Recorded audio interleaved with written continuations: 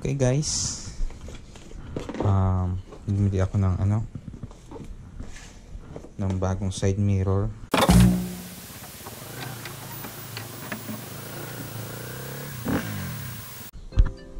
Palitan natin yung side mirror ng ating Mio Gear. Nasira na kasi yung nagkaroon na ng basag. Ito yung Street King version 2. Yan. Link sa description. Sa Shopee natin nabili. So ito yung itsura niya.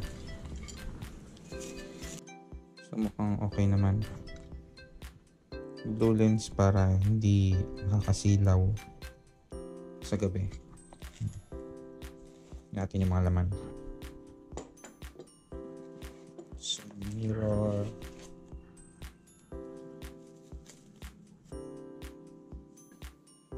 Kaya naman high quality. So meron siyang dito allen para maluwagan tong side mirror. Extension. Ano ba to? Ganun yata. Check na lang natin mamaya. So ito pa. Tapos mga bolts and washer, bolts pa rin, at yung allen wrench, may kasama na rin siya. So yun lang, wala siyang kasamang manual. Paano kaya natin ito kakabit? So hula-hula na lang. So ito yung ating Mio Gear. Nabasag na yung ating side mirror. So tingnan natin kung ano itsura niya kapag napalitan. So ayun na nga guys, hindi pala kakasya dito yung Street King na na side mirror sa stock. Kailangan natin ng extension kasi tatama dito hindi siya kakasya. So kailangan natin bumili ng extension bolt. Hanap tayo dito sa may malapit sa amin, yung mga motor shop. Tanong tayo dito, sana meron para makabit na natin yung natin, yung bagong side mirror.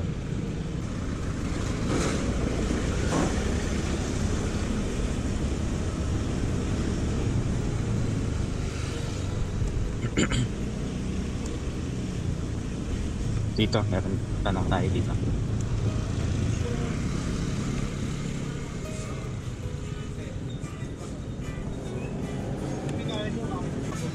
Thank you.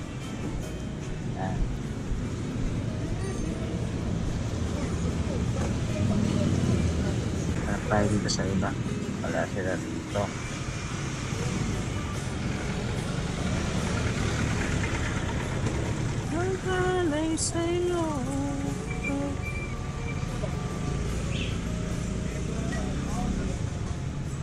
Meron dito nagtitinda ng mga stainless bolts.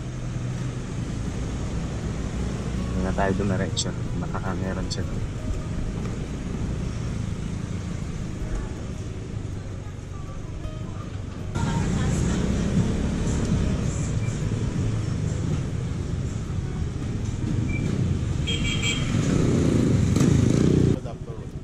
Thank you.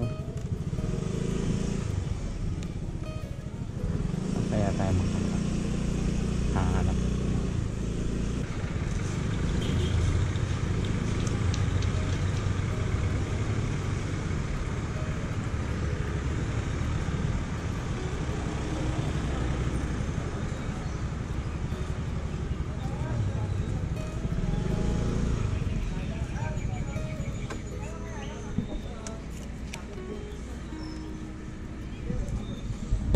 So yung dito tayo nakabili sa hulog. Dito meron dito.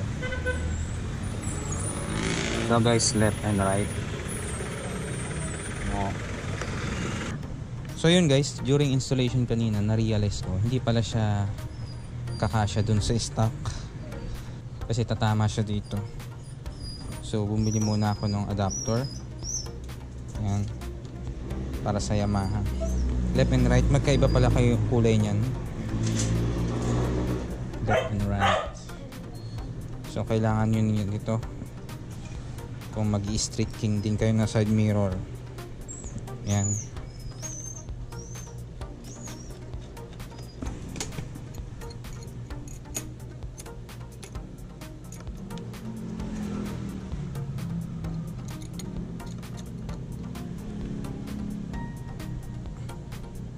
Masyado, baka mabasag kasi ito.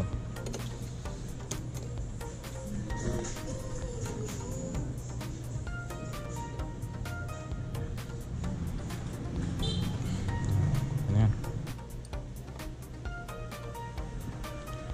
Huwag niyong kakalimutan to guys, locking nut. Ayan.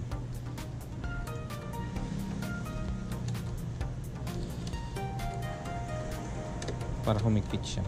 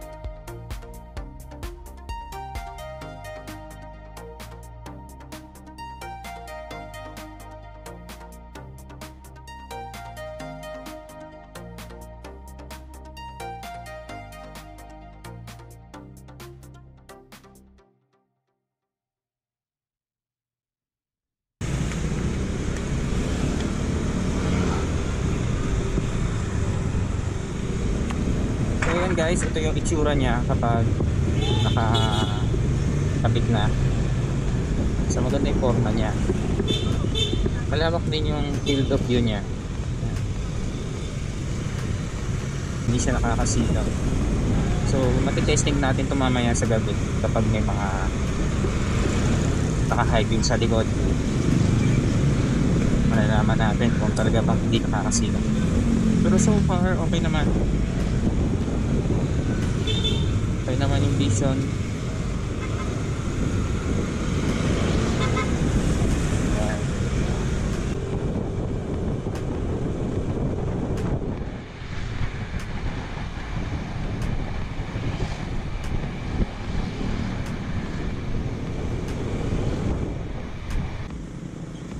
So far okay naman. So yung itsura niya,